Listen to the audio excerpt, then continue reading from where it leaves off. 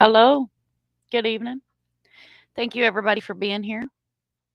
So, tonight we're going to have a special guest.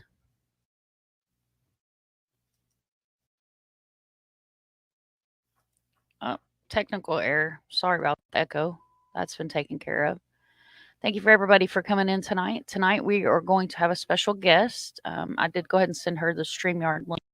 We'll give her some time to get in here. Um, of course, we're here tonight to speak about Sebastian Rogers, missing out of Hendersonville, Tennessee, 15-year-old autistic child. And I'm going to go ahead and bring his missing poster up. So we have him on stream here because it's very important we show his face. There's Mr. Sebastian Rogers. Of course, if you have any tips, you definitely want to contact 1-800-TBI-FIND.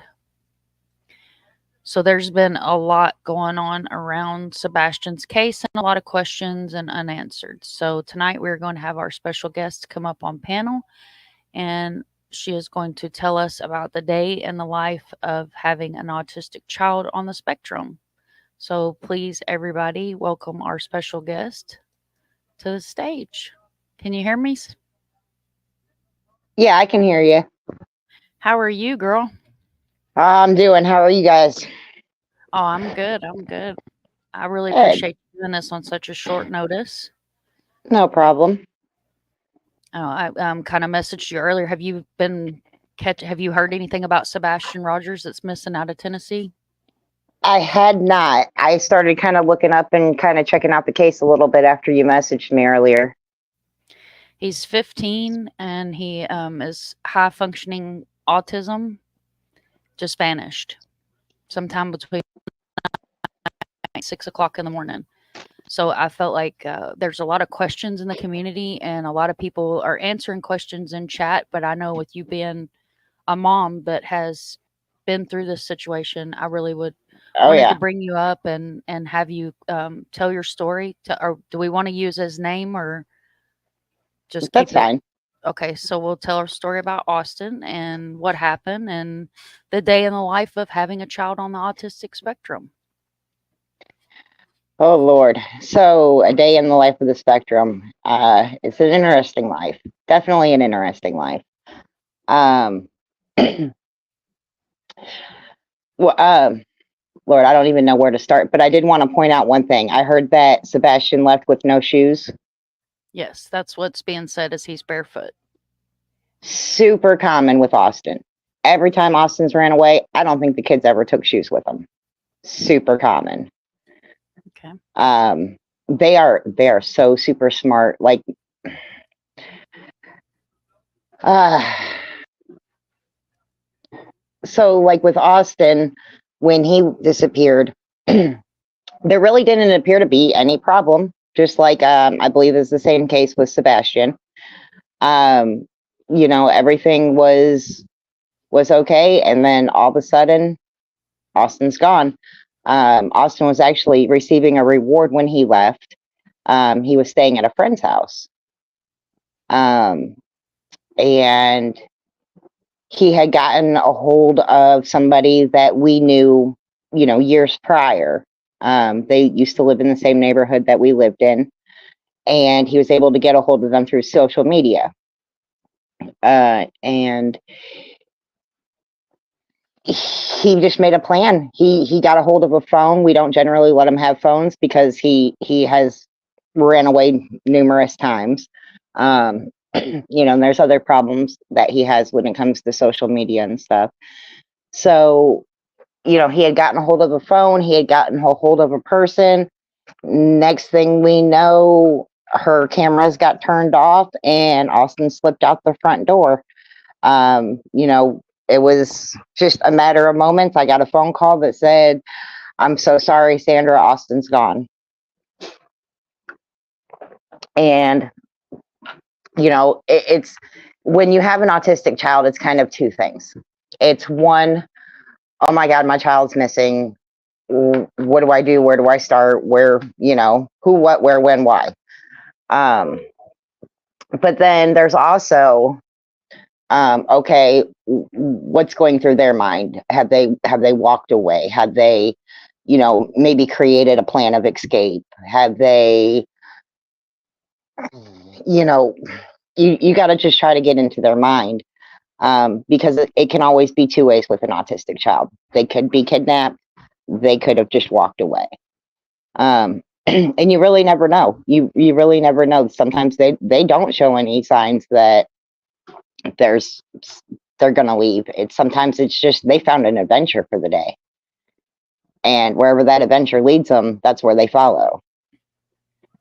So it's pretty difficult, being in that position. Like I don't want to say it's more difficult I don't have a typical child that's ran away. I just have an autistic child that's ran away.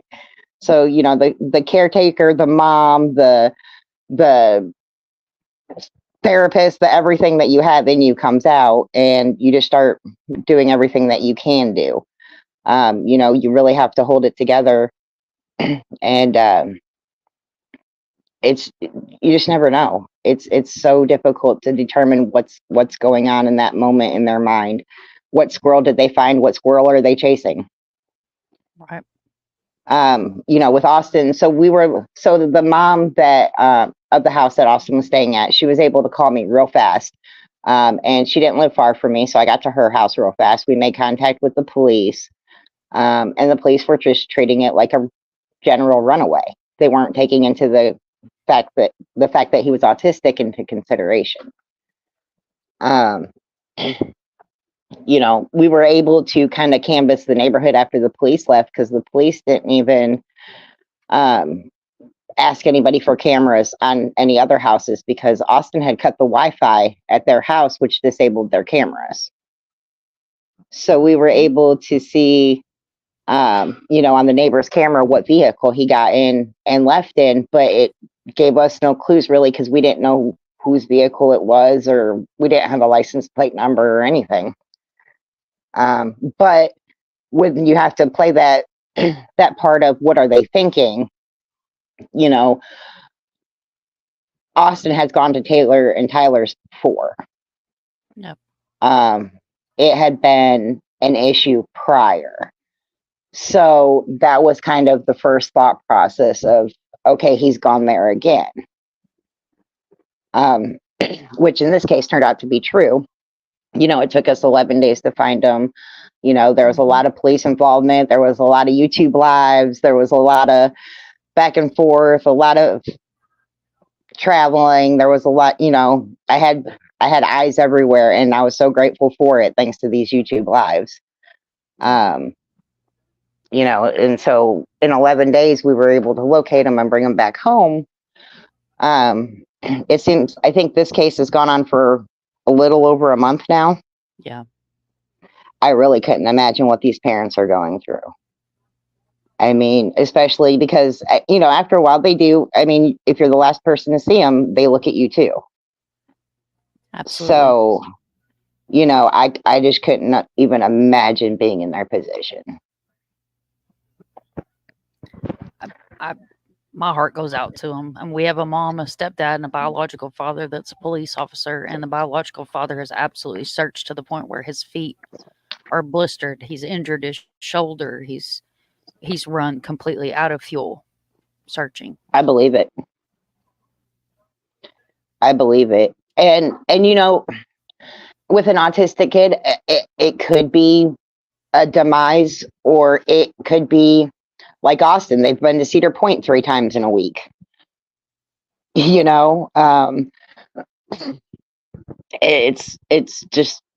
It's so much unknown and so scary. And at this point with them, I'm sure they're just at the scared point, and the unknown is kind of irrelevant at this point. And it's, to the scared point, I could only imagine.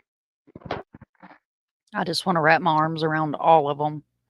Mom, stepdad, dad, everybody, despite everything that's going on and all the darkness that follows some of these missing cases. I just absolutely want to wrap my arm around them. And Arctic Fox is in chat. So I just want to, I don't know if you can see Hey, Arctic. chat or not, but he's in chat. And I mean, you know, Sandra was my very first panel guest ever on my channel.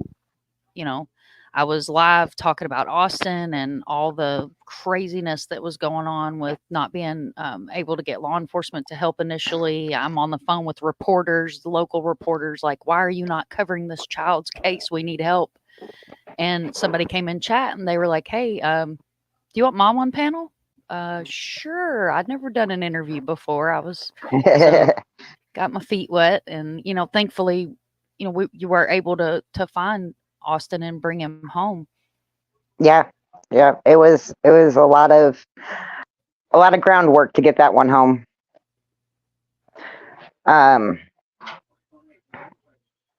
Man, dude, what do we know? So, what do we know about Sebastian? Was he a gamer? Was he online? How was he He at school? he was a gamer. From what I've heard, he's pretty good at school. He does have some behavioral issues, which is common. They said that he has. What I heard from mom is that he has not giving people their space. He has an issue with being in somebody's bubble, being too close and having to be asked, step away or, respect other Mm-hmm. people's personal areas. Mm-hmm. He doesn't, what we've heard from mom is he doesn't like to be dirty. He Mm-hmm. enjoys the outdoors, and allegedly he does have a phone, but it's a very locked down phone. He Mm-hmm. does have a game that he plays. Like, I believe it's a Wii or a Switch, not a Wii, a Switch, the handheld guy. But allegedly it doesn't have any internet access to it. He also spends time with his biological father, where he does have a game system there, but dad has also said they try to keep him, away from social media. My point Man, he that sounds a I lot tried like to, Austin, and it's about yeah, impossible to keep them away from social media. We just had another occurrence where we just caught him again being on social media. and you guys just heard that Sandra tries to keep that away from him, but a kid wants to be on social media or wants to talk to other people, especially at 15 years old. They're going to find a way. Oh, they'll find a way. They'll find a way on the bus. They'll find a way at school. They'll find a way. Mm-hmm. I Yep. mean, even taking old phones, we've been through that. Like where old phones that we've upgraded or whatever have come up missing, and he's figured out how to put it on the Wi-Fi. You change the Wi-Fi password 1,000 times. Where there's a will, there's a way. I mean, Austin teaches us so much about the internet because we have to keep up with him, who's not even supposed to be on the internet. Mm-hmm. A very smart little whip he is too. Let me tell you what. Oh yeah, definitely, definitely. And these boys sound a lot alike. They really do. Mhm. Um, so yeah, I mean, did he go to like a public school or does he go to like a behavioral school? Like Austin's in a behavioral school. He doesn't go to the public school out here. As far as I know, he's in a public school. Somebody can confirm that in chat or correct me, but as far as I've heard, it is a public school. And I'm assuming by now they've questioned all of his friends and looked at their social media and blah blah blah. Well, from what we've been told is he doesn't have very many friends, and this is coming from mom, that he doesn't socialize well because he has issues with staying out of people's bubble, out of their area. So allegedly he doesn't have Got very you. many friends. Does he have like But that? Like I would think he would at least have like his one person. Like a lot of times, if they're not getting along with, they still have one person that they kind of look to.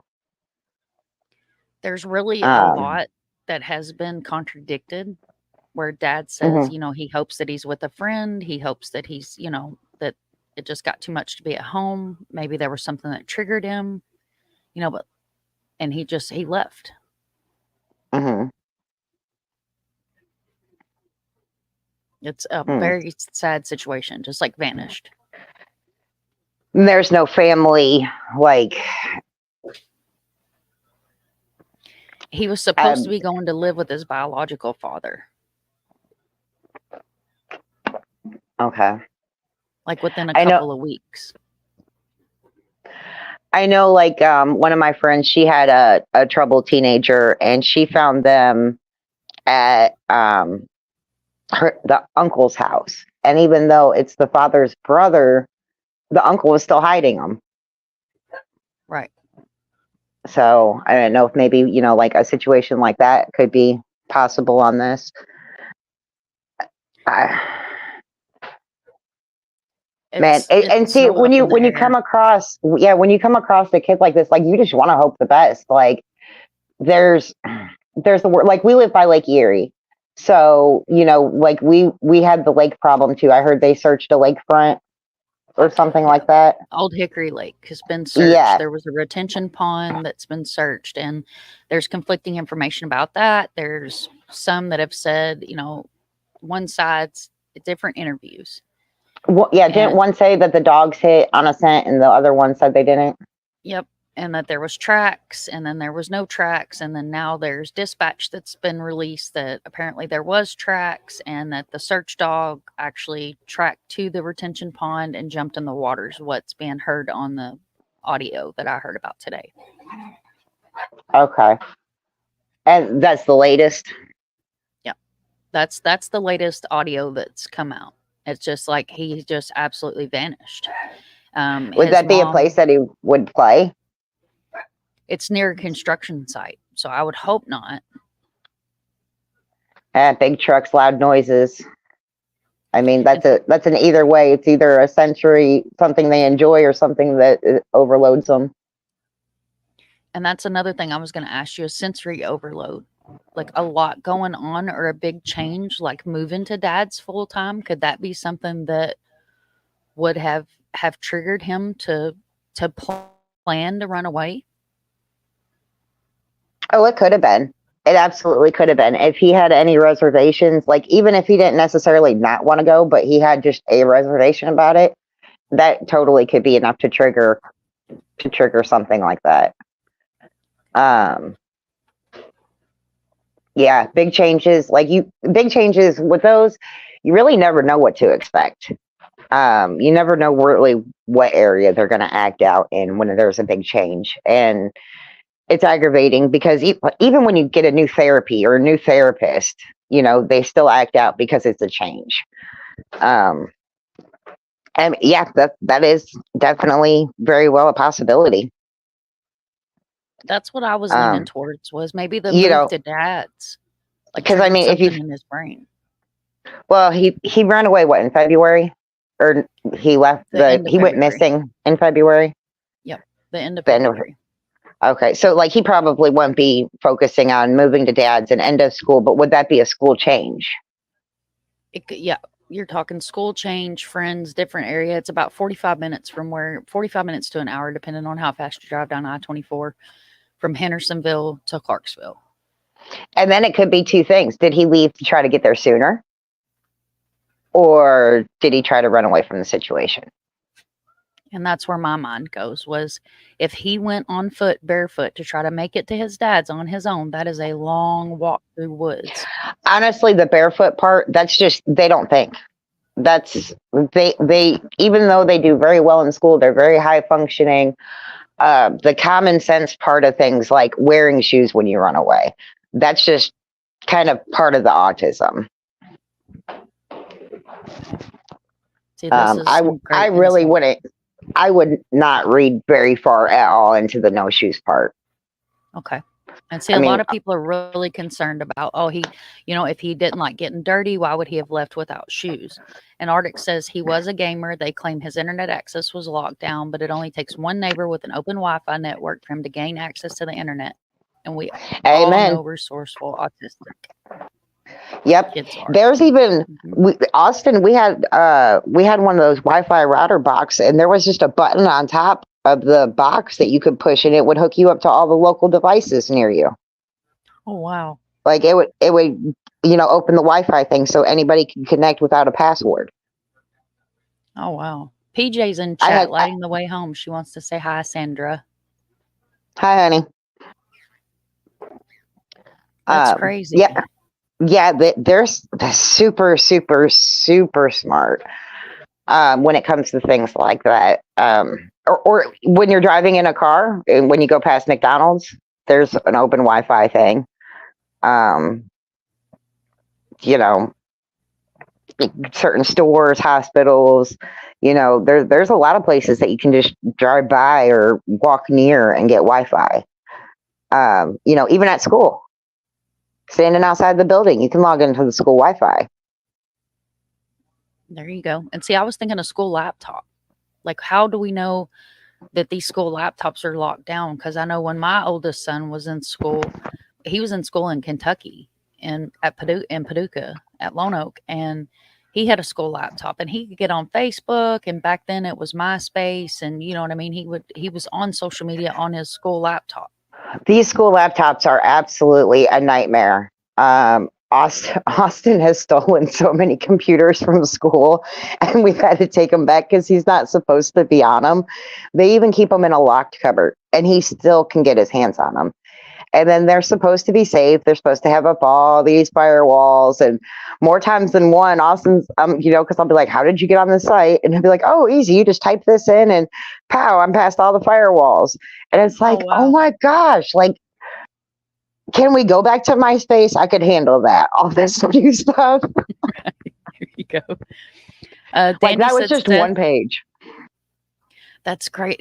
I see, like I said, so smart and resourceful and like thinking outside the box in such an extensive way. Like the mind of a child that can think different ways than you or I would think. They're just, it's very resourceful and they're amazing. And Dandy, Seth is his biological father. He said the other children at home are waiting for Sebastian to come back. And I saw that on an interview today. And Pointer Lover says he was barefoot, no coat, and 26 degrees. He did have a long sleeve shirt on, but in Tennessee, that's not going to help this time of year. They don't feel it. I promise you that. Sometimes when they're in their modes, it's like pain. They don't feel it. Cold, they don't feel it. Heat, they don't feel it. Austin has Raynaud's syndrome. I think it's Raynaud's is it's just Raynaud's. And he all the time in the winter going out with no shoes on. When they're in their mode, it don't matter. They don't feel it. They feel it later. I promise you that. They do feel it later. But when they're in that way, it doesn't seem like they feel it. Right. And if he had his mindset, who knows what picked that night, a Sunday night before school started Monday, and just vanished.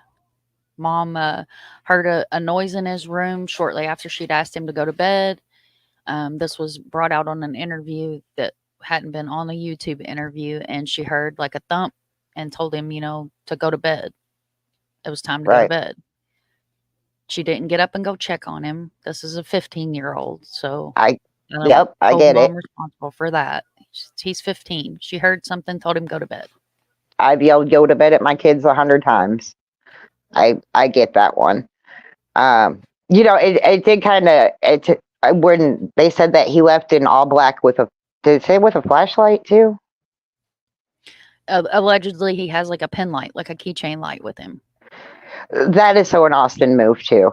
They when they leave, they want to be like ninjas. Just kind of sneak out, and they're good at it.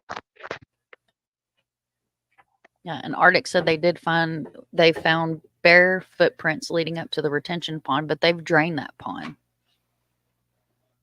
So we know he's not there. Did they find any leading away from it? Not that I've heard. And that's very strange. Yeah. Austin,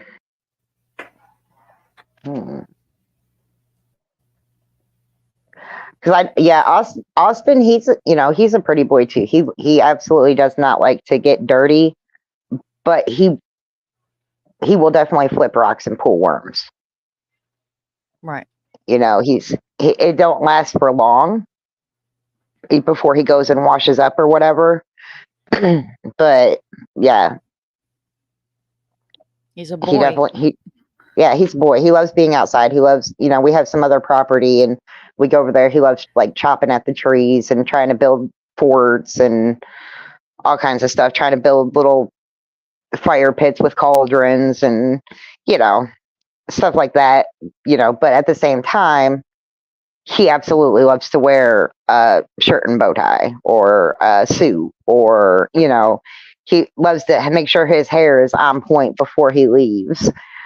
He's very particular about how he looks. And he also, because he's autistic, he showers for like 2 hours a day. That water sensory is one of Austin's big things. Is he really likes water. In the summertime, you can't get him out of a pool. The house that we currently have has a shower, but when we lived at our last house with the bathtub, it was pretty much from the time he got out of school till the time he went to bed, that kid was in the tub playing. Um, just water sensory is a big one for him. So I could see him visiting the water. I mean, unless something, you know, unfortunate happened. But if they drained it, I'm sure if he was there, they would have found him. Yeah, and see, Old Hickory Lake it's roughly about 7 miles from his house, which for a kid, 7 miles is not that far. 7 miles, I'd be dropped down somewhere sitting on the side of the road. Right. I mean, I would be looking in, like, is there car lots over there? Because these kids are resourceful. They'll sleep in a car overnight. They'll sleep in a. Austin ran away one time and he went over to the bus lot. Um, Hung out over there, was breaking into buses and hanging out in them because he just didn't want to be at home. Of course, we're looking for him, calling the police and all of that. But we found him within a matter of like 20 minutes that round. Oh wow! And Mom But has said that Sebastian's not a runner, that this hasn't happened before. But there's been so many conflicting statements, and I mean, it's a high attention, high emotional time for her right now. She may not be thinking clearly. It may have been just gone for a few hours, gone for 20, 30 minutes, and not been able to find him. Apparently, he likes to hide under things. yep, yep. Um, Dandy, Au- go ahead. Austin was actually in a residential facility for a while, and he ran away from there and he hid in an abandoned house. Yeah, and like law enforcement tell people to check their barns and check this and check that, and just anywhere that he could be hiding. Yeah, Dandy you wants to because know, could introducing a new person to a child that is abusive or has a short fuse exacerbate the autism? And I messed that word up. I don't think just introducing them. I mean, if how did that question go again? Could what she's asking is like, say if someone new was introduced into his family life that maybe has a short temper, could that be something that would be a trigger for him? I'm sure it'd be a trigger for both of them. I mean, autistic kids, they're Austin. Sometimes it feels like I got a 4-year-old up behind him with with him, and some of the things, like if he wants something, he will repeatedly ask me like a child, like over and over, mom, mom, mom, mom, mom, mom, and he even gets to that annoying point where he's like, mom, mom, mom, mom, mom, mom. So if they got a short fuse or they're abusive, that's gonna trigger that, and that's just gonna be a real mess real fast. There you go. And Arctic has pretty much the same question. He's we did hear that the stepdad has in the past used a belt on him for not wearing a belt's one thing that we've heard, and then lying about something that happened at school being the other story that was told on the reason why he used a belt on him. And it I mean, as much as you can be like the person, you can also be not the person. And they can flip on you in a matter of a dime. Um, and that could be another trigger if something happened with the stepdad and he just decided, well, you're not my dad, I'm out. I mean, that's always a teenage trigger, I think. yeah. But especially more so with the autism. Right. So it's like any kind of change like that whether it be aggressive or non-aggressive, any kind of abrupt change like that, even if they've been together for several years, it could have been something that changed during that home dynamic. It could. I mean, it could have been something a teacher said to him the day before at school, or the Friday before, and he didn't want to go back to school. It could be something that simple too. Like Austin does not like to hear about himself, so a teacher could have called him out on something, and that could have been enough. Like on the IEPs they have behavior goals, and if something is said maybe about him not meeting a goal or something like that, I know sometimes that will trigger Austin. Um, so yeah, I mean, it could have been anything, absolutely anything. It could have been that he didn't like what they were having for lunch at school that day. See, guys, something simple, something very simple could have threw off his daily pattern, because autistic children, and correct me if I'm wrong, they like things to be stable in a certain way. Like you have a pattern, a certain way of life. You don't want to get them out of their daily routine or out of what they're used to doing, because that can throw them off as well, right? It can. It really can. And with creating the routine, it's a lot of give and take too, because they want what they want. Right. And they will use manipulation or whatever they need to do to get what they want. And it definitely does not make them happy when they don't get what they want. And he's 15. So not only do we have the fact that he's highly functioning autistic, extremely intelligent child, but he's going through a lot of changes at 15, being a boy. Yep, we got a growing boy. Mm-hmm. And I know Austin, that changed a lot. Like when he started going through some of his changes, oh my Lord, his behavior was just so outrageous. We had to put him back into like intensive home-based therapy. We had a therapist. The poor girl, she pretty much lived at our house. Like when she left, we had to call her right back. When he first started going through some changes, it was like, okay, he's going off again. We had to do all kinds of stuff. I found at the Dollar Tree they got these little bubble cameras that look like, they kind of look like a real camera. And when you put a little AAA battery in it, they got a little red flashing light on. We had to put those things up all over in our house, because at the time we couldn't just afford to go buy a bunch of cameras. Right. And it was enough to trick him. Like and they go straight to the police department. Like they see everything you do. That's priceless. Little turkey. Yeah, it's sometimes it's out tricking the trickster. And PJ says, my daughter, always we were walking, mom, please, can I tell her I love her dress? Laugh out loud. It's funny. Or if they have a dog, forget, are stuck for hours and routines we cannot mess up. Right.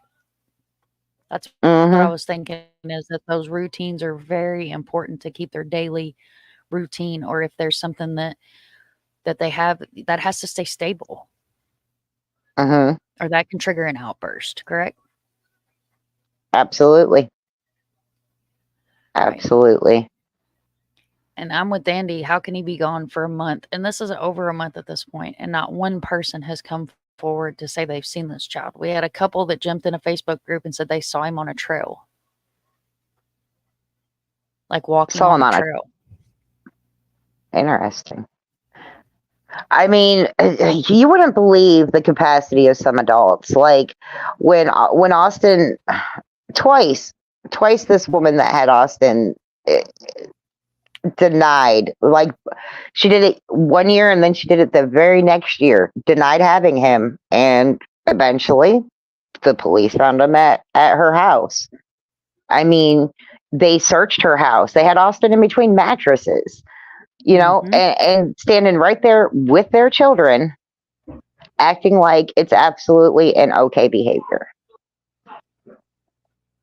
Right. You just, some adults you don't believe.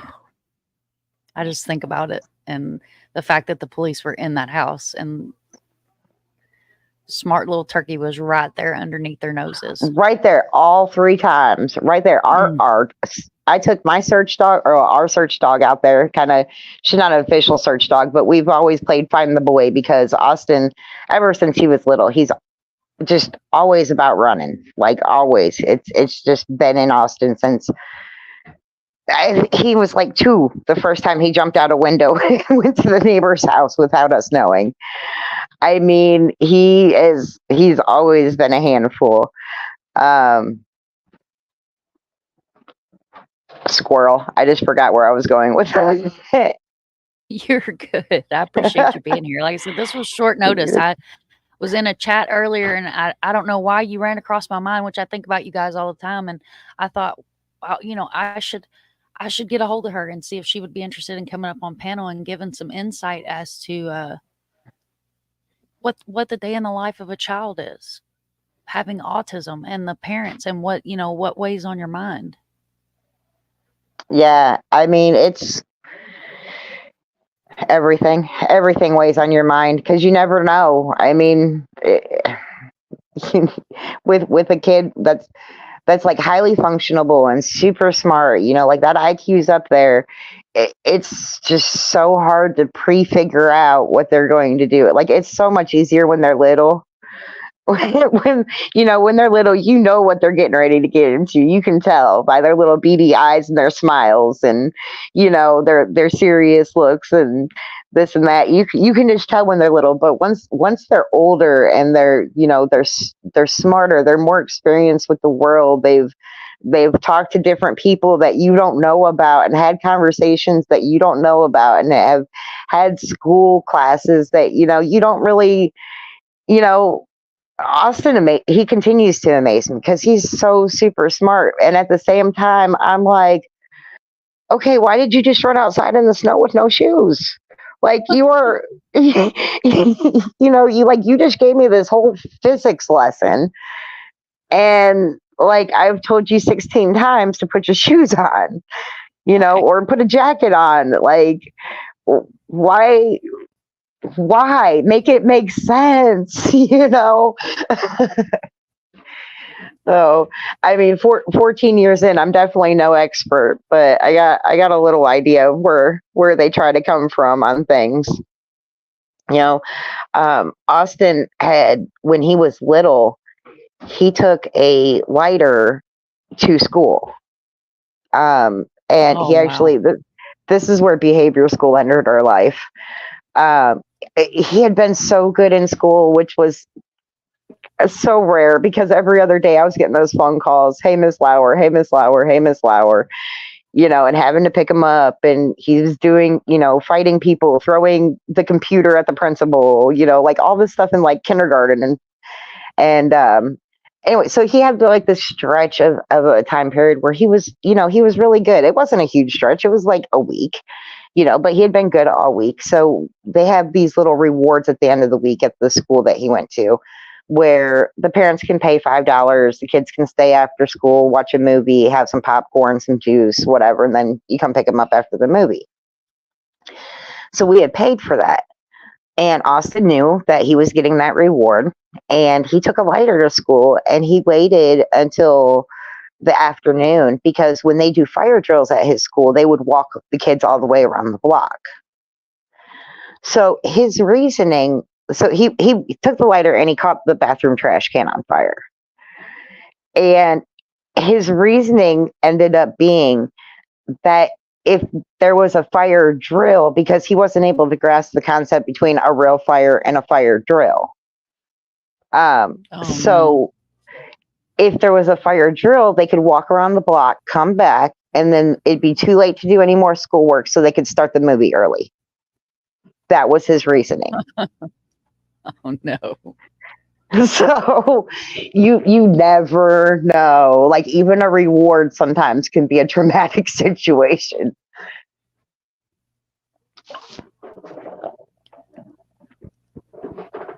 It's a resourceful kids, and you never know what's going through their mind. Extremely resourceful. Wow. And they're cute, so they can get about anybody to do anything. Mm-hmm. Yep. And this kid's adorable. Adorable. They bat those little eyes at you, and what are you going to do?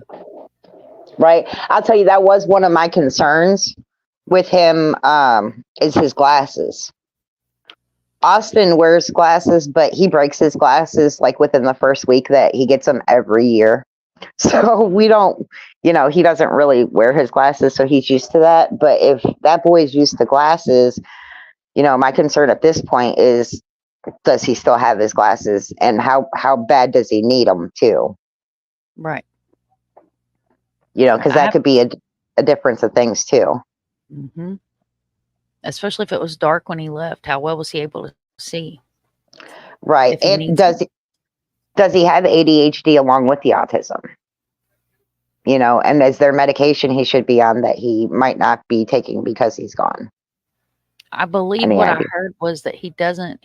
Sometimes he takes medication at night, but somebody in chat can correct me on that. I was actually working on 2 other cases when he came up missing.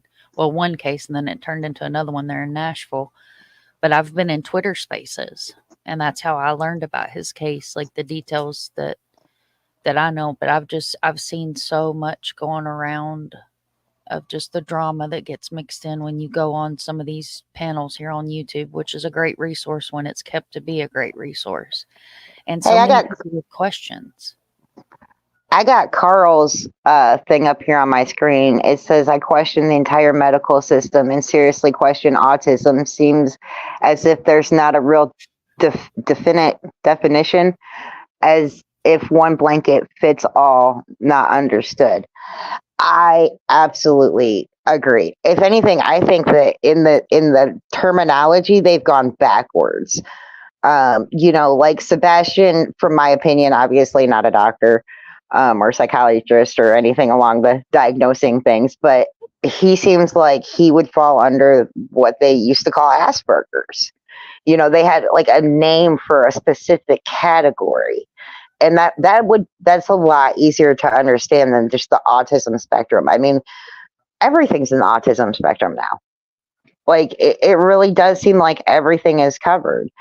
Like it's just, for me as a mother describing it to people, it would be a lot easier to say, hey, my son has Asperger's, super smart, but don't know where to put a coat on. Right. And no filter. Right. Absolutely no filter. My sister is autistic and severely physically disabled, and she has 0 filter and a temper. She's the sweetest angel you ever spent time with. Loves to do puzzles, loves country music, loves her Cincinnati Reds. Hey, give me 1 second. You're good. You're absolutely good. I appreciate you being here. Thank you guys for all being here and listening to Sandra. And if you guys have questions, I'm trying to get to everybody's questions. I do want to, respect the fact that I totally appreciate her coming in and helping us, with these questions that we may have tonight, and kind of giving us an insight of a mom that has been through a situation with her child missing, with autism, and how it was an absolute nightmare. And the day seems like it's all one long day. So I appreciate. Oh man, that ain't a lie. They start rolling together after a minute because you're not sleeping, and yeah, it gets bad. The longer it goes, the worse it is. Definitely. And I hope and pray that law enforcement knows something that they're not releasing, because they don't owe us anything as the public. They don't owe us anything.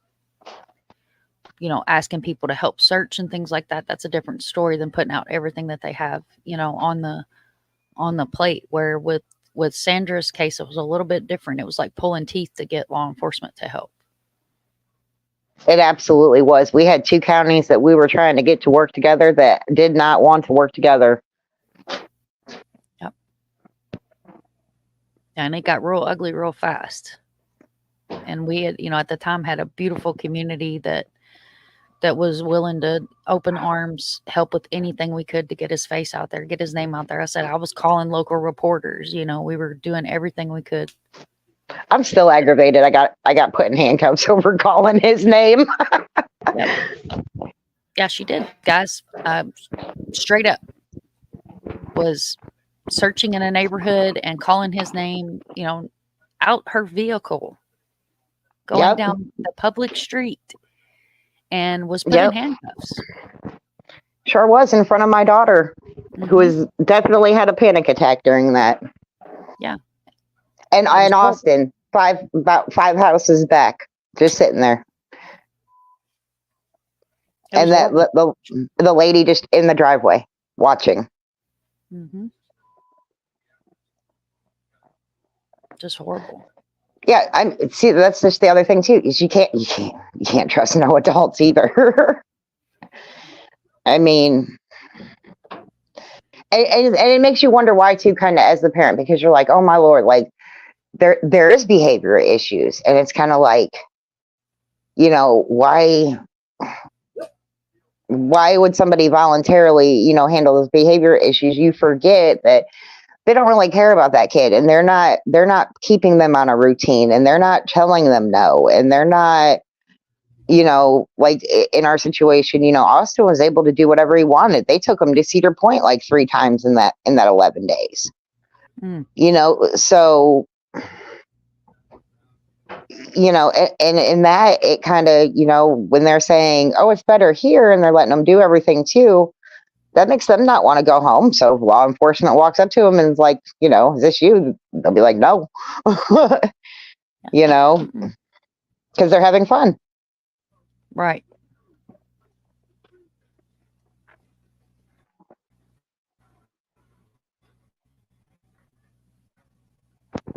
And this is just, I mean, it's just a heartbreaking case. Absolutely heartbreaking. Absolutely heartbreaking. Kids don't just vanish. And I think that's what's just completely got to me is you hear, sorry, my wiener dog she likes to snatch my headphones off. It's like he just vanished into thin air, and then here we're on day 33, I believe, and 32. That's crazy, and he's just gone. Man, you'd think there'd be a sign somewhere, some way. I'm sure somebody's yeah. For some reason, I like feel like, because he's so much like Austin, like in the descriptions that I hear and the clips that I watched, that internet, there's so many people that's just willing to meet up, so many people that are just willing to do anything a child asks them, right? And then it turns out, is the person just kind of weird where they're, taking care of the child in a decent way, or is there something malicious behind it? So many questions. You just never know. And that's what I tried to explain to people. You don't know. You really don't. You don't know. When we have these missing kids cases, and that's regardless whether it's a child with autism or a child that's not on a spectrum. You don't know if somebody has contacted your child and groomed them and promised them the world. And, a Sunday night before school just came and sneak out your window and meet me on the other side of the construction site. Yeah. You never know. Like, Austin was trying to be up to his shenanigans again here recently when we found this last cell phone on him. And we don't know exactly who the person was, but he sent a message that said, pull up at 11 o'clock at night and honk twice. See? So even though Austin's already done this 100 times, he's still trying. I don't want to say it's the autism, but it's almost like one of his fixations is running away. But also Austin's had, like, when he was little, he used to fantasize about going to jail and breaking out of jail.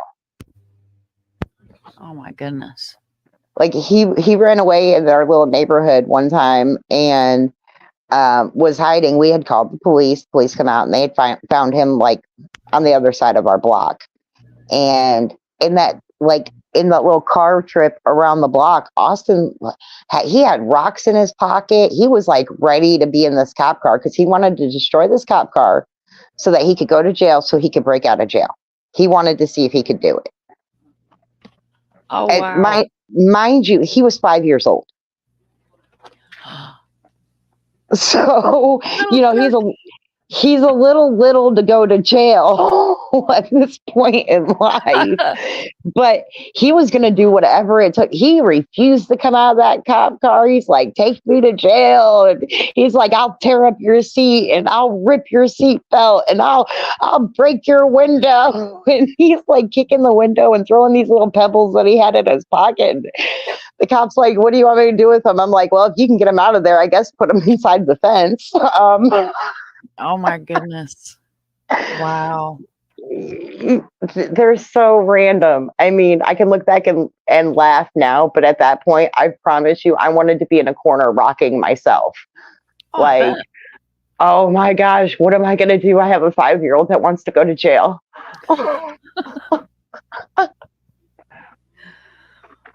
You know? So that was our first round of in-home therapy. Well,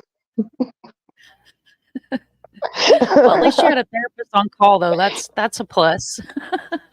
Man, I'll tell you, he's something. Yeah, PJ, Sandra live streamed being handcuffed and her daughter having a complete and total meltdown watching it happen because she was looking for her missing son. So there's two sides of law enforcement being involved in a case. And I'm with Arctic. I hope Ellie law enforcement knows something that is keeping everybody in a positive light despite all the darkness that's been wrapped around his case in this 33 days. Arctic says his fear is that he met someone in the Minecraft community and they met up with him. And that's what I'm wondering is did he manage to get that switch on the internet? Yep. I mean, an innocent family trip to McDonald's and he could take the switch with him would have got him on the internet. Mm-hmm. I mean, anything. Like I said, Austin found a button on our Wi-Fi thing that he could push and automatically be connected.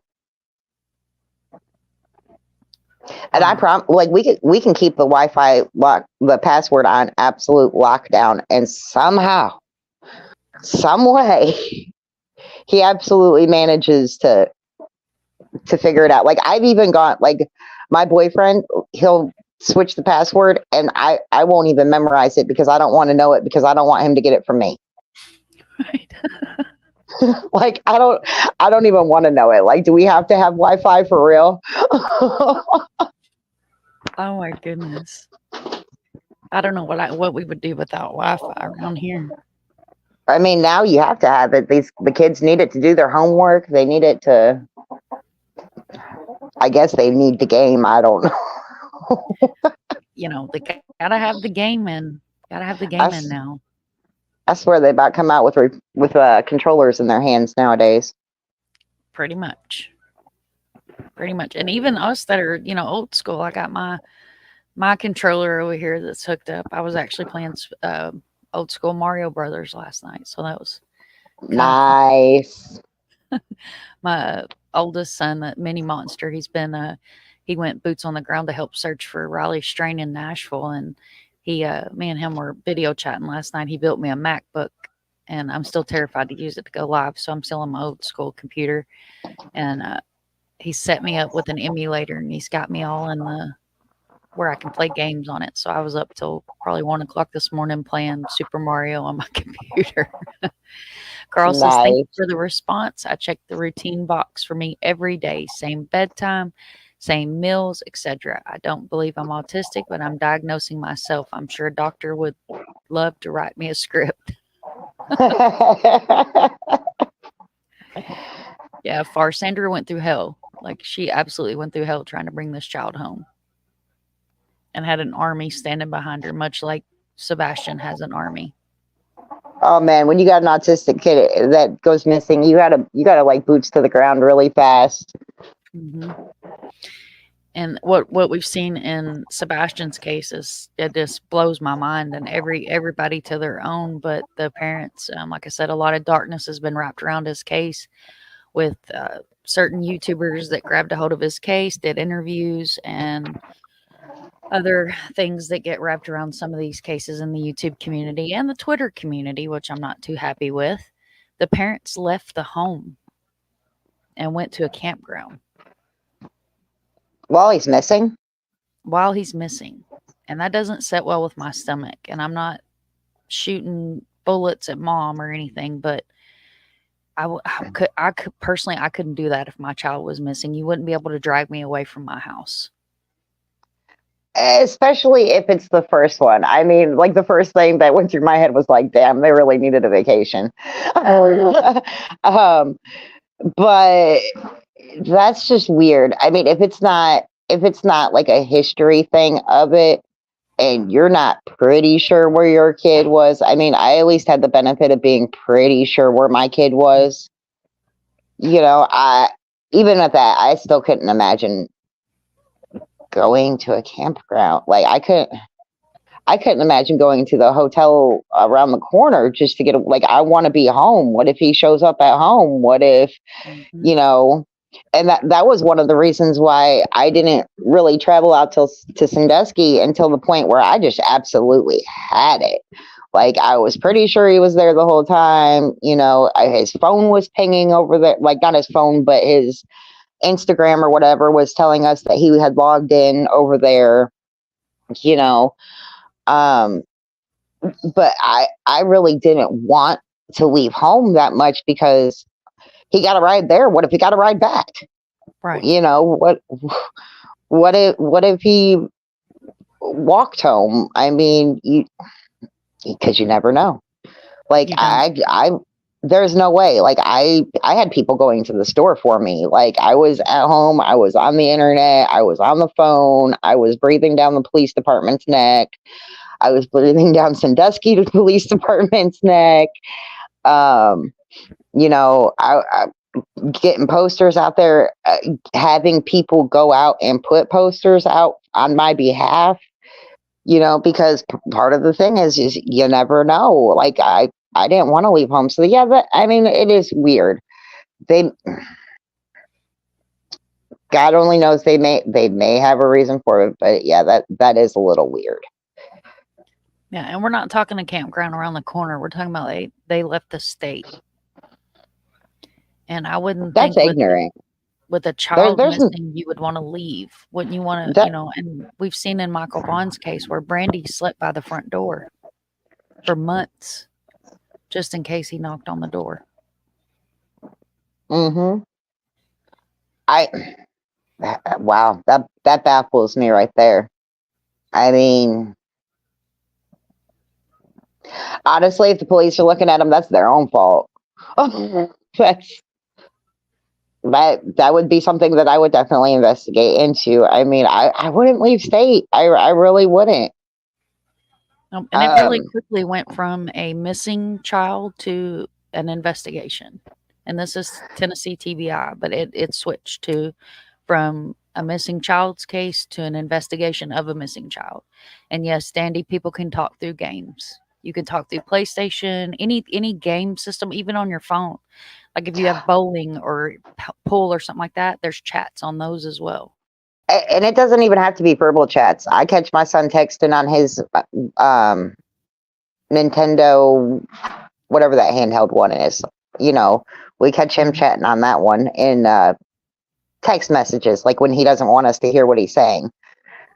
You know, because he's not supposed to be on chat.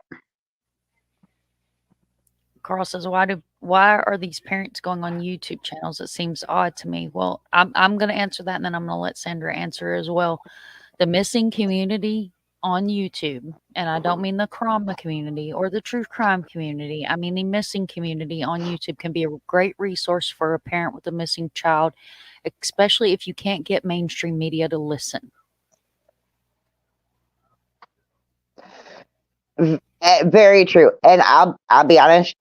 During that time, you guys are like the ultimate support team. I probably would have lost my mind a lot more than I had if it wasn't for a lot of you guys.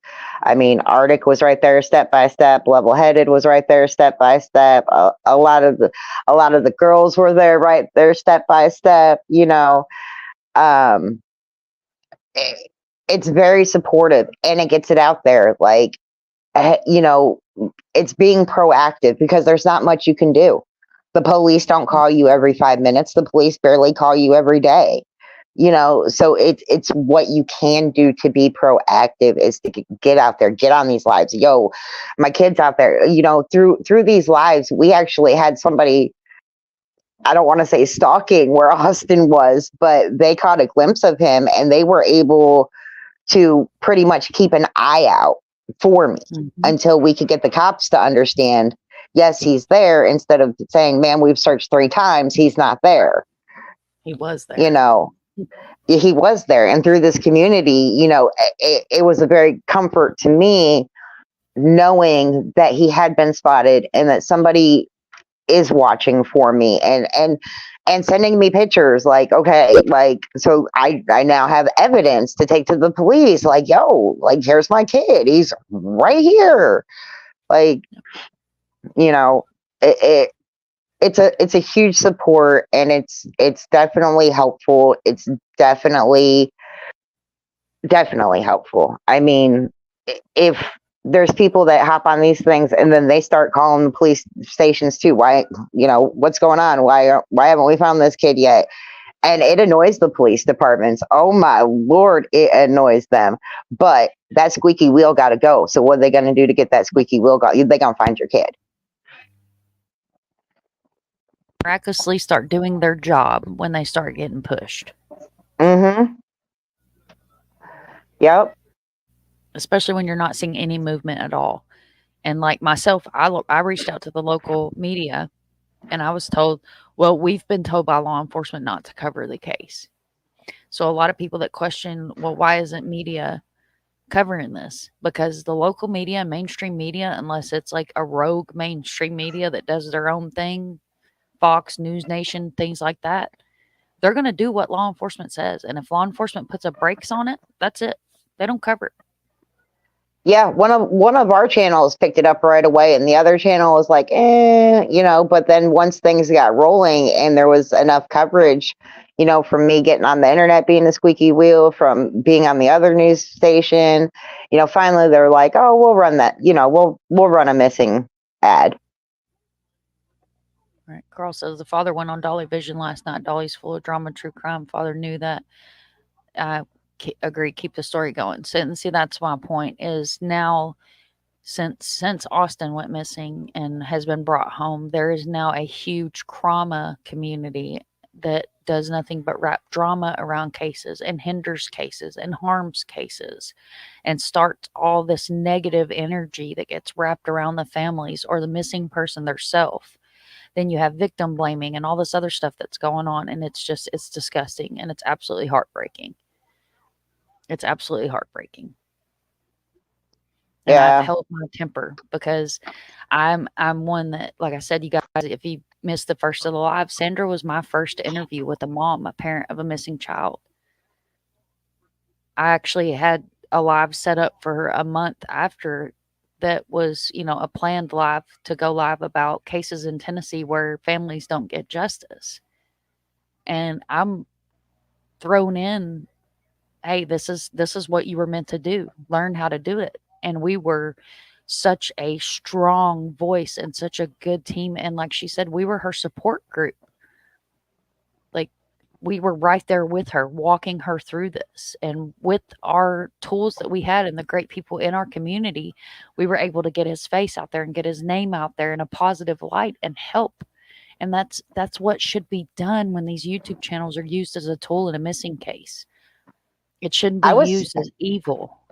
I was having a hard time getting him put onto, different missing persons, websites like the Missing and Endangered Children and all of that. Like, I was having a hard time with that. And the crime community, right? Am I right on that? Yeah. Yeah. Okay. The crime community, they were really able to help walk me through the steps and tell me who I need to push at, because that I wasn't able to get an Amber Alert because we didn't have a license plate on the vehicle, because Austin got into the car willingly. So we weren't able to get an Amber Alert.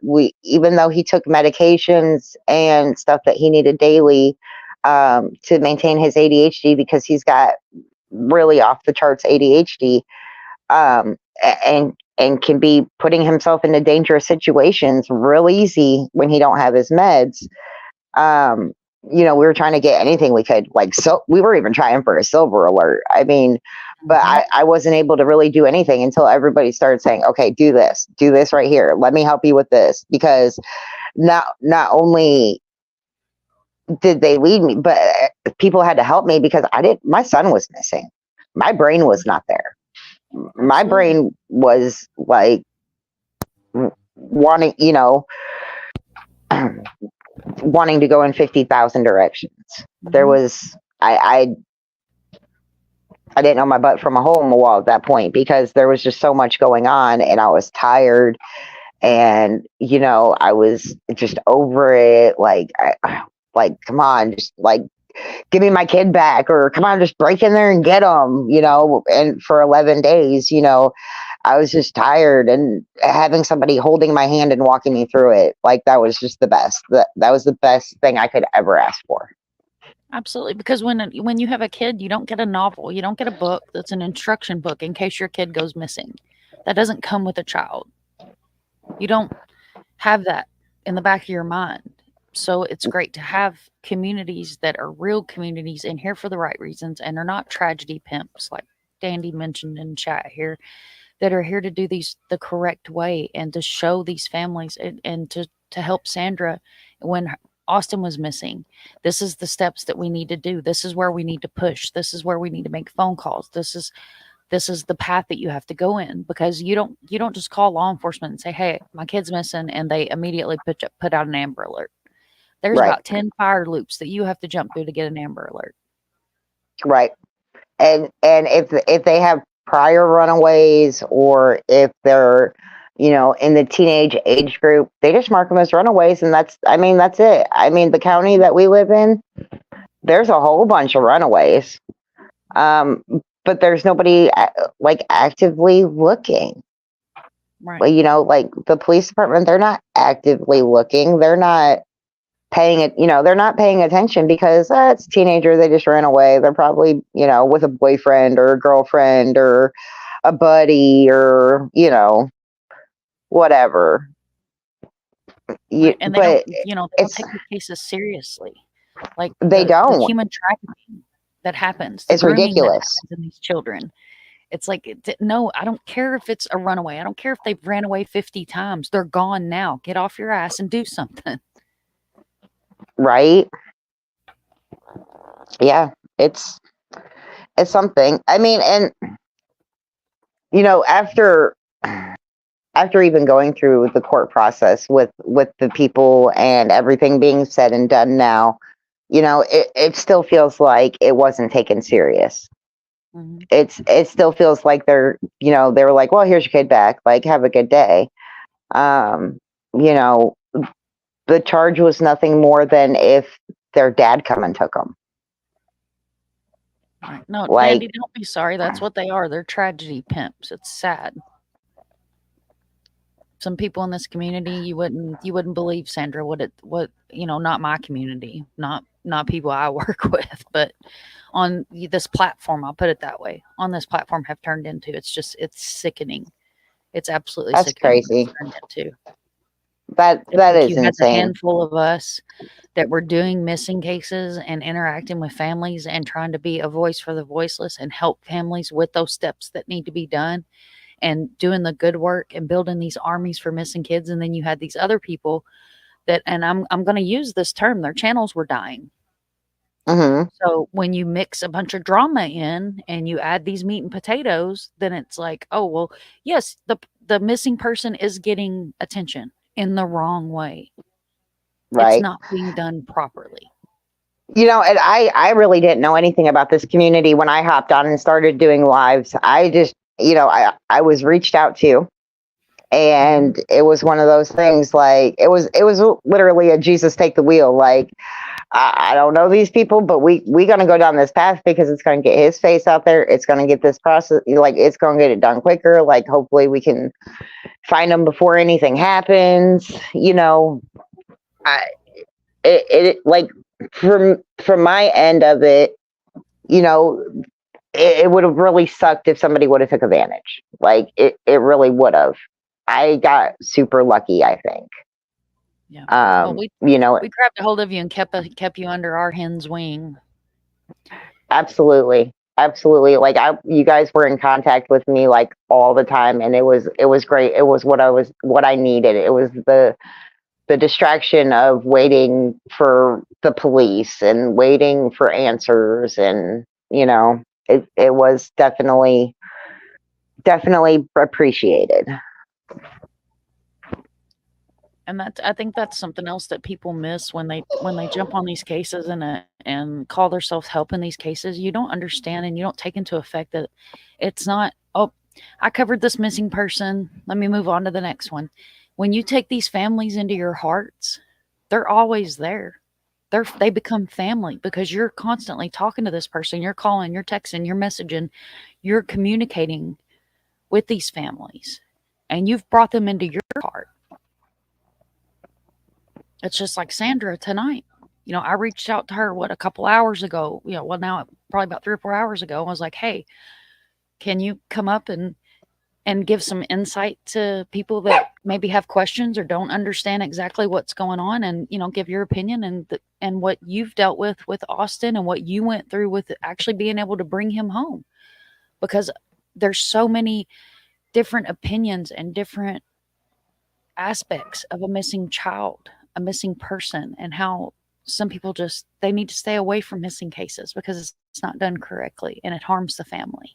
And when you mix in autism, it makes all logic go out the window. Yep. I mean, because you just never know what that child is doing. Like, you just never know what they're going to think. And you find it out later. And it's usually something you can laugh about later. Mm-hmm. But in the moment, it's just like, oh, Lord, please make it make sense. Like,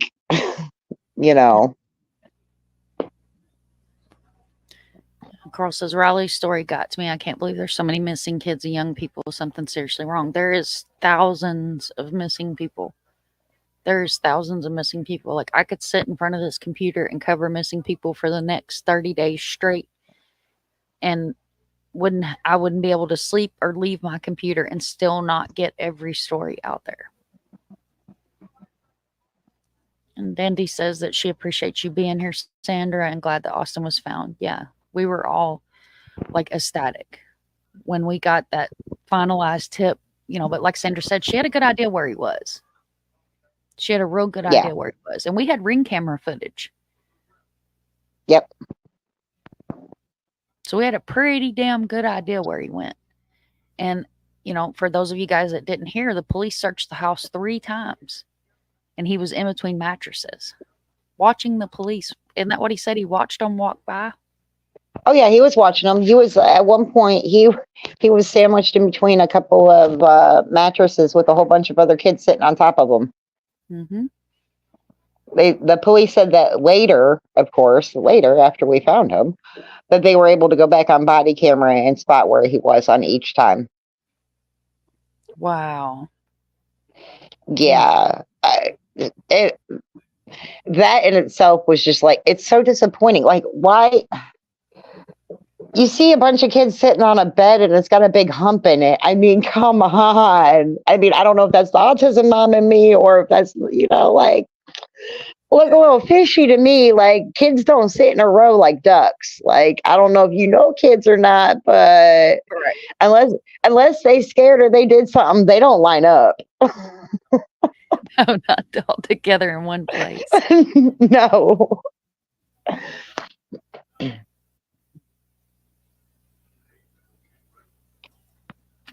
This whole thing is it's absolutely heartbreaking.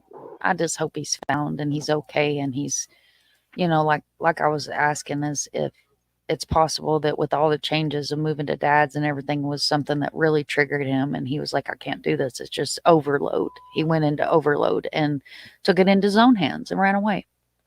Mm-hmm. Yep. And with social media, you never know where they go. Mm-hmm. I mean, even if they don't have an account, they still got an account. We've had kids disappear out of she's found, so I'm not going to use her name without, I haven't reached out to her parents. I'm not going to put her name out there, but she was from northern Georgia and was way down in west southern Florida when she was found. And finally, just one day, turned her phone on and called her mom and said, "Hey, I'm okay. This is where I'm at. Send somebody to get me." And we'd had searchers on the ground and drones in the air and opinions flying all over the place. And this was an autistic girl as well. Mm-hmm. Yeah, that's like Austin. He called me, and he told me where the shopping center was to meet him at. So when they get ready to come home, they're going to come And home. they're just as determined as they are when they leave. Mm-hmm. And that's why I can't, and again, not taking pot shots at mom, but I can't wrap my mind around her leaving and going an entire state away. Because what if he, that's his safe place? When, home is a safe place.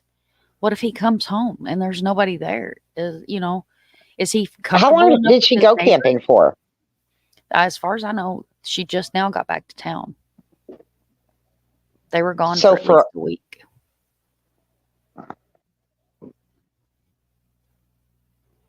My understanding's right at a week. So he's been gone for 3 weeks, and that's the point that she left. He's been gone for 33 days, and yeah, he'd been gone for 3 weeks at least when stepdad was working out of town in Memphis as a crane operator, and apparently he went back to work, which there's a lot of conflicting statements about him working, him not working, him losing his job, him not losing his job. And again, I do take into effect that when you have a missing child, a lot of emotions are there and your mind is going 1,000 miles an hour. And especially when you're on a YouTube going through that actively with your child missing and chats running and you're trying to watch chat and listen to the interviewer and talk, and some things can get mixed up in in things that are said. But I mean, they've been on with Nancy Grace and she did a Right. phenomenal interview with her. And I mean, normally Nancy comes, she comes with bullhorns down and coming at Oh you, yeah. but really, honestly, I believe that's the most laid back interview I've ever So watched Nancy do. at the point of 3 weeks, I mean, that might change my opinion a little bit, because when you have an autistic kid that's super smart, it takes so much out of you on the daily. You are literally putting out small fires 24/7. Mm-hmm. At 3 weeks, it might have been stepdad saying, "Hey, we need to step away from the media. We need to step away from this just for a minute. Like, you need to breathe." And they were getting, allegedly, they were getting threatened.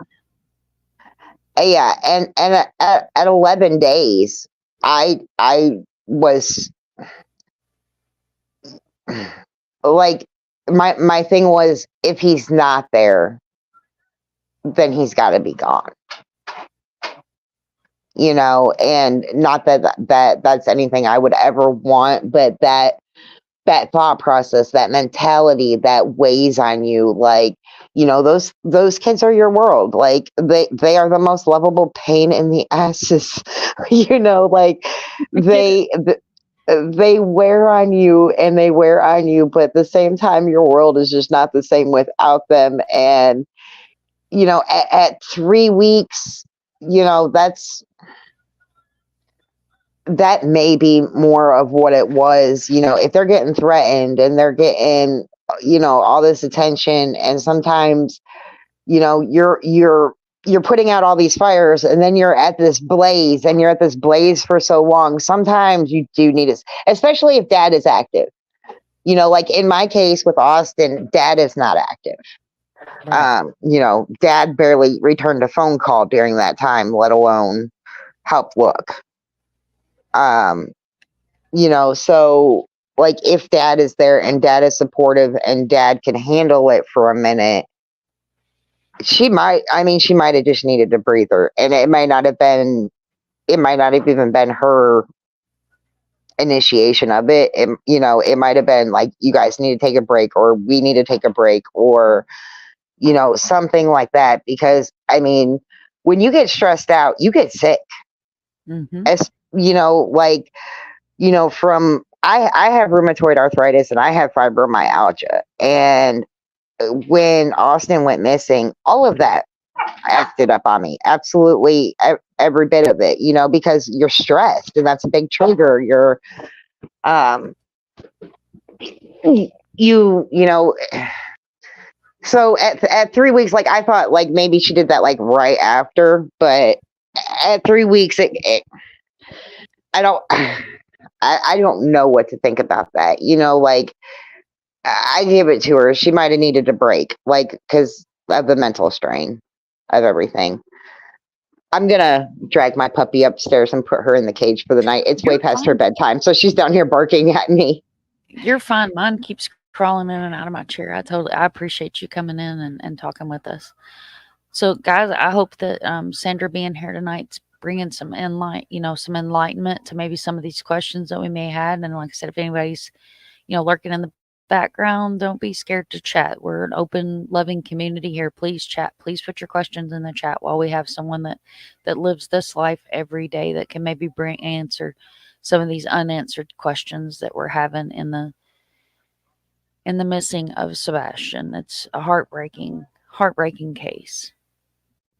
And yeah, I appreciate her being here too, especially on short notice. And yes, I'm thrilled that Austin was found because that was it was a horrible event to go through. And she had, like, if you guys, she was on Facebook Live and was put in handcuffs by the local police, and it was the most heartbreaking thing that I've ever seen.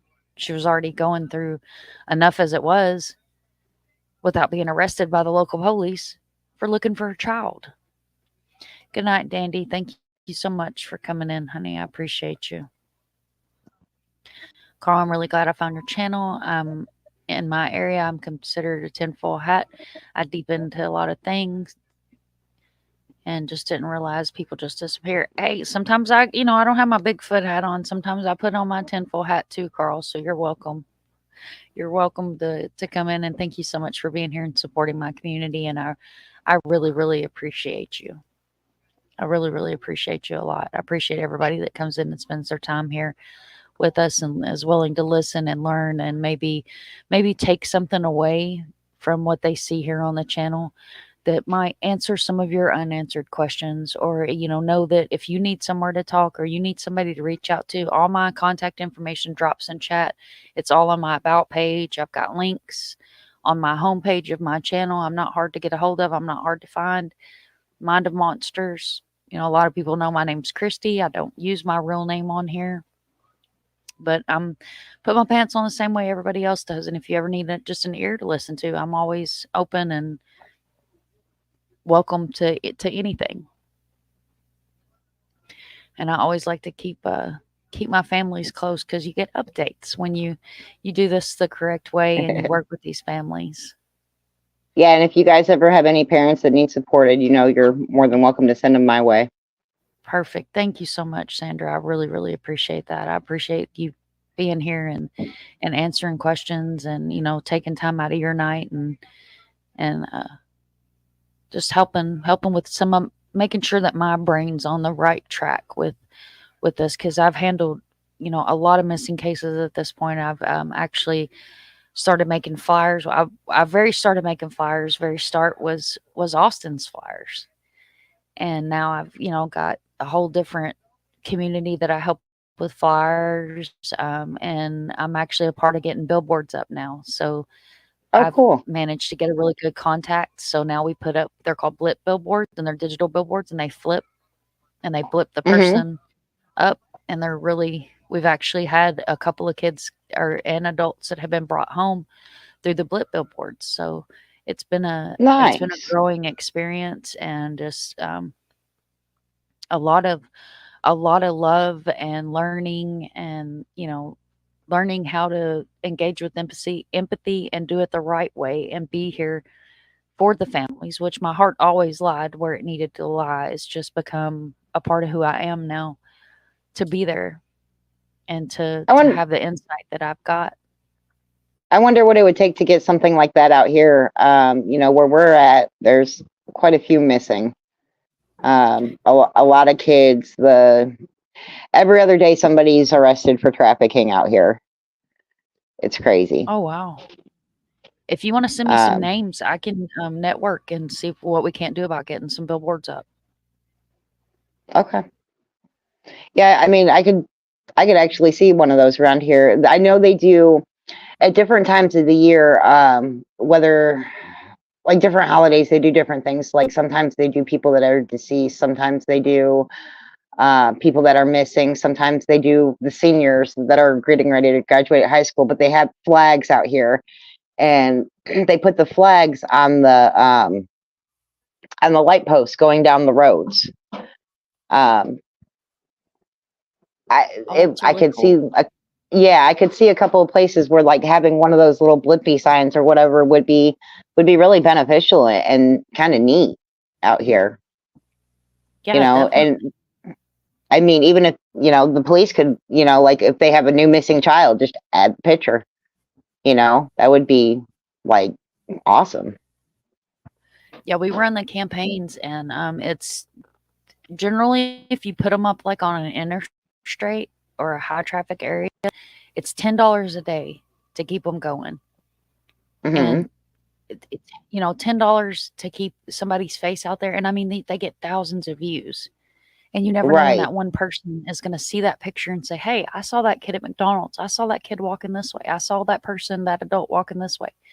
Or, I saw that person with this person. They were in this kind of car, and then that can lead to bringing a missing person home. They're a great tool to use, and I'm blessed to have got to network and am now a part of that community. I'm on Twitter every Sunday night at 9 o'clock with Vern Gilbert on Twitter, and we showcase missing people and we talk about cases and brainstorm, and you never know who's he's going to have on there as a guest. I've actually got to where I'm known in a few of these well-known missing communities, that like Lighting the Way Home was on his podcast last Sunday on Twitter, on the Twitter Spaces thing. It's kind of like a podcast, and just honored to be able to be known in these communities that are well respected, and know that that we're doing this for the right reasons, that we want to help Right. these families any way we can help them, and still be that support group even after that missing person's been brought home. Because, like Sandra, these families and these mothers and fathers that have been through this, they're a great resource to reach out to if you just need somebody to cry on your shoulder or sit and listen to you or answer questions that you might have, because they've been there, they've got that, they've done it, they've got the t-shirt. They know inside and out how this can be an emotional roller coaster. The reason I got Absolutely. into the missing community was my son was missing, and it was like pulling teeth with Nashville police, because he was an Hmm. adult that had issues going on and left, and we couldn't find him. Turned all of his locations off. It was a nightmare, and I couldn't eat, I couldn't sleep, I couldn't function. And I've just now in the past year been able to share that story openly with people. And now he is a part of my community and has been a panel guest a couple of times, and actually went boots on the ground in Nashville to help find a missing person. So it's been a That's real awesome. real roller coaster, but it's a roller coaster I wouldn't get off of if there was an exit every 5 feet, because I found my place. I found my spot in the world, and it's helping any way I can.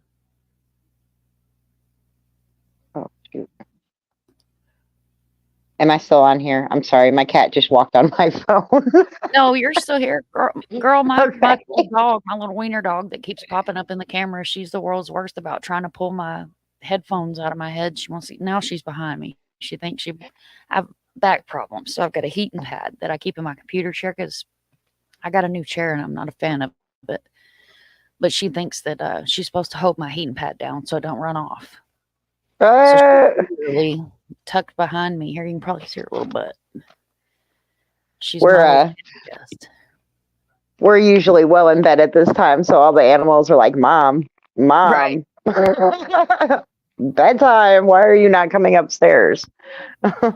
Well, girl, I don't want to keep you all night. I appreciate you coming on and talking to us, and like I said, being here And I'm send lots of love and let Austin know that we haven't forgot him, little turkey. If he tries it again, Oh, we're gonna have him back on here. man, I'm telling you, being an autism mom, you learn something new every day. The learning does not stop. they are they are definitely good teachers. It's every day, every day. I'm E- sure he's e- just a pistol. I'm telling you, smart every little day. guy. And I'll accept all the prayers you guys are willing to give because spring break starts today.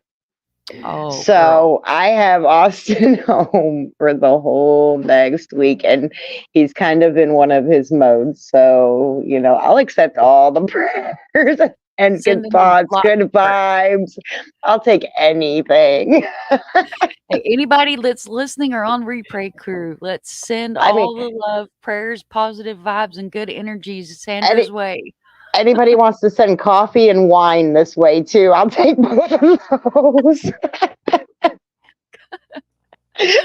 Oh, I'm girl. I'm definitely gonna need the coffee, and I'm pretty sure by the end of this week I'm gonna need that wine. I get you. I get you. Nice little fancy crackers and some wine. Right, right. Oh Lord. I'll make cupcakes when school starts back. There you go. See, cupcakes and me don't get along because mysteriously the whole pan disappears. I have that same problem. I can't explain it. Only mine's called Austin. I've found a new love in Publix cupcakes. We have Publix down here, and they're little tiny, like miniature cupcakes. And for, I don't know, in like 2 hours, there's 12 of them gone. And, They the old man's going, "Hey, where'd the cupcakes go? The dog ate them." right? Silly dog. The dog came You up and got them. I feel that one. I feel that one. You can make a pan of brownies here and, take one out and cover it up, go to bed. And when you wake up the next morning, like, there is no brownies left. There's barely a crumb in the corner. Right. But I've got two teenagers, so, they Yep. they do that nighttime eating thing. And how is she doing? Is she doing good, your daughter? Oh yeah, she's doing good. She's uh again, all prayers accepted. She's taking her driver's test on Wednesday of this coming week. So, Oh, yeah, they're working on giving me as much gray hair as absolute possible this year. I'll be honest, I had mine down earlier when we were out in town and, I had my visor on because 'cause we're here in Florida, so it's brutally sunny when it starts switching seasons, and I pulled the visor down in the car and I was like, "Look at this. There's a skunk stripe. Look at this." I'm going, "What is this?" And he just busted out laughing. He was like, "Well, I didn't wanna tell you, but yeah, you got some gray going on there." I'm like, "Oh, yeah, thanks, bub. Thanks. Appreciate that. Appreciate it. Thank you. Good to let me know." Right. Oh Lord. But, I can name each one of them anymore, so it's fine as long as I still can put my top on here and cover it all up. It's still hanging out the back. Thank goodness the bottom part's red, Irish and Native American. So long as some of it stays red. Man, I'll just hide mine up in a ponytail. Normally mine's tied up on the top of my head. I've worked from home, so I just tie it up on the top of my head and leave it be for the day because got nobody impressed. I ain't on camera unless I'm on here, so I usually just I feel messy it. bun it up, done. Messy bun and Austin's my done. full-time job. Oh, I bet. I bet. I know when he was brought home, he actually come up on a panel and he's a trip. So much Oh man. energy, girl. I don't see how you do it. That kid is full of energy. You could bottle his energy, be good for a year. Man, I know. I know. The other day he dyed his hair green, and ever since I think it gave him a personality change. He's Oh definitely my been goodness. hyper, hyper, hyper. Wow.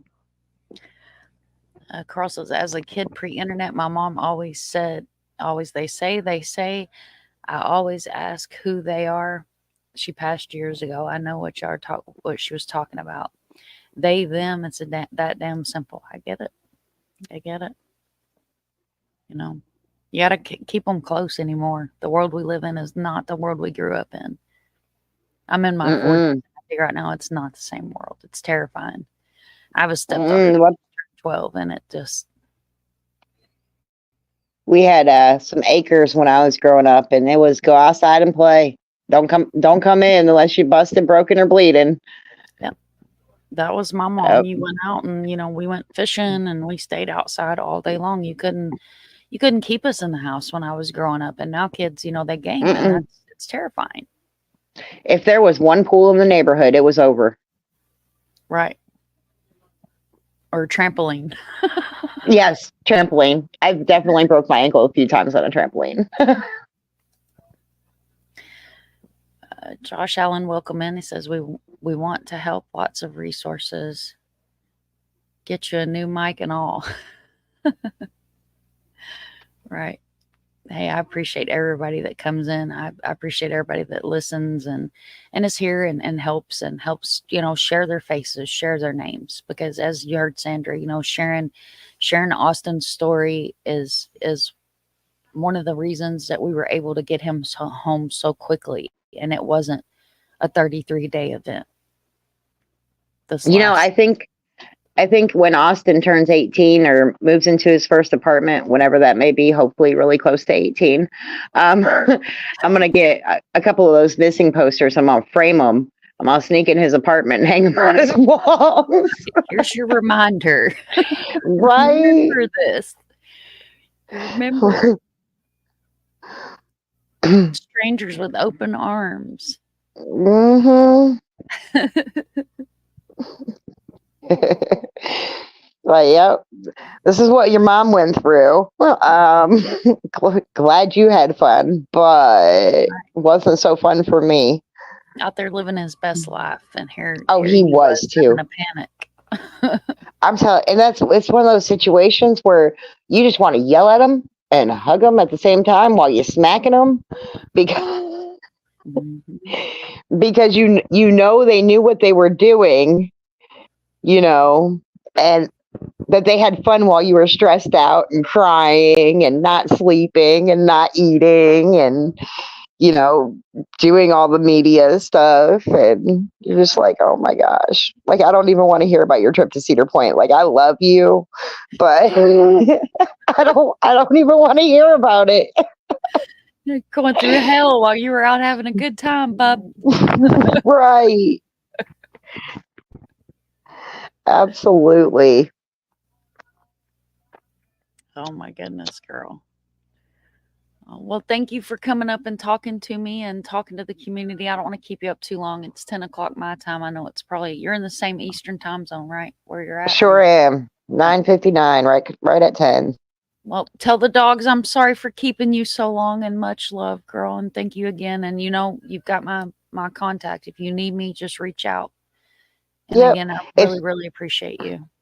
if you need me for anything, I'm also here. Just go ahead and reach out. And like I said, if there's ever any parents that are struggling and you guys need some help in supporting them, just give me a holler. I have no problem in talking with them and doing my best to comfort them. Thank you so Yep. much. I appreciate you so, so, so much. So, all right. Well, you have a great night. You too, honey. Sending lots and lots of love your way. And tell the boy I said hello and stay at home. I appreciate it. I absolutely will. All right. Good All right. night. Have a good one. Bye bye. So, guys, that was Sandra. She's a woman that I hold very dear to my heart. And if you guys were in Frankie's chat earlier, you saw that I had the brainstorm idea, drinking my strong Starbucks coffee, to reach out to Sandra and have her come on panel and maybe answer some of these questions that were lingering in the back of our minds about him leaving barefoot and other things that play into effect when you have a missing child. Um, I appreciate everybody for being here and being respectful in chat. Anybody on replay crew, if you heard her, If you have a missing family that you're working with, whether you're a creator or a family member or the family of a missing person, reach out because there are good ones here. PJ, Arctic Fox are two that was in chat. Frankie was in chat that are great human beings. And we're here. We're here for the right reasons. I know I promised a soapbox live tonight on Sebastian. And I'm just going to be very short and sweet with my soapbox. And I will, if Arctic Fox is still wanting to do a live, I would like to plan a live tomorrow and maybe see if we can't get Arctic and a couple other creators to come up on panel. And we're going to discuss tragedy pimps. We're going to discuss the trauma community. We're going to discuss the harm in these cases when you wrap a bunch of darkness around an already time that could possibly be the hardest time in someone's life. PJ, I try to do my lives in the evenings, especially on the weekends. So I'm thinking maybe 6 or 7-ish. What I'll do is I'll reach out, and of course I'll post it on social media as well. But I'll send you a message on Twitter and let you know whenever I know for a safe go-to time that I want to do the live. But I kind of wanted to keep tonight's live in a positive light and a positive manner. I'm still hot. Believe me, I'm not happy at all with what's been going on in Sebastian's case. And I'm going to go ahead and bring up his missing poster while I close out the stream. And I also want to make a point to say that, we've had a lot of people that have done some unsavory things in the search for Sebastian. And I'm going to say that people need to understand that we all have a past. We're all human. So if you have individuals that have come away from their families and have come into a community, whether it be Hendersonville, Nashville, or Timbuktu, to help search for a missing child, don't run them off. Do your own research. Your own opinions. Don't have a cult mentality and don't attack. This little boy on the screen, Sebastian Rogers, is 15 years old, autistic, and is missing. Those are the facts that are concrete in his case. Is he's missing. If you have a resource that's coming in with boats and search dogs, let them search. Because as much as I would love to have an airboat, I don't have one right now. I have access to a bass boat. I have a hunter. She's absolutely a hunter, but she's not cadaver trained or search dog trained. She is trained and could probably very easily be trained to be a search dog. But I don't have that resource. So if you have somebody that is willing to bring that resource in, let them help. Let them help. If you have a community that's willing to help, let them help. If you don't have those resources, if you don't live in the area, share the flyers. Share their faces, share their names. Because you guys just heard from a mom of an autistic child and the hell she went through trying to get help. And think all things positive and whatever your higher power may be, that law enforcement is actually helping find Sebastian. He's what matters in all of this. Not the drama, not the pissing matches, not who can get more super chats. You've got creators like CJ that were literally digging through a mound today with a stick because the man didn't have a shovel. That's the kind of passion that goes in when you're doing this for the right reasons. And so many times we see the victims get lost in these cases. This little boy on your screen is who matters. If you have any information that would lead to bringing Sebastian home, please, please call the number 1 800 TBI Find. That is Tango, Bravo, India, Foxtrot, India, Nancy, Delta. TBI Find. 1 800 TBI Find. The smallest tip could be what brings this child home. As always, guys, I thank you for being here. Remember, if you see something, say something. We never give up. And always hug your babies, hug your dogs, hug your loved ones. If you have an addict in your family you haven't heard from, reach out to them. If you have a loved one that you haven't heard from, reach out to them. If you have a child in your family that you haven't seen, reach out to them. Thank you so much for spending your Friday evening with me, guys. And thank you for being here. Thank you for my awesome community, my amazing community. Make sure you guys hit that thumbs up. It's free to leave some touch DNA on your own device. Comment below the video if you have any questions, concerns. Reach out to me if you need me. I'm a message away. You can get me through email, Facebook, or Twitter. You can leave a comment on a video. I check all my comments. Just please, please share their names, share their faces in the light and not the darkness. Grab your lantern and let it burn while we walk through the darkness. Like PJ's channel says, lighting their way home. Lighting their way home. Love you guys. Have a good night. And again, thank you all for being here. And thank you so much for all the questions, the wonderful comments. If you guys have never been here through an interview before, I do focus on the person that I have on panel with me. So I try to highlight everybody's comments. I'm sorry if I didn't get to your question if you had one. Or please reach out to me. Comment below the video and I'll reply. Much love, much appreciation. And remember, you're all loved and all appreciated. And I will catch you guys on the flip side.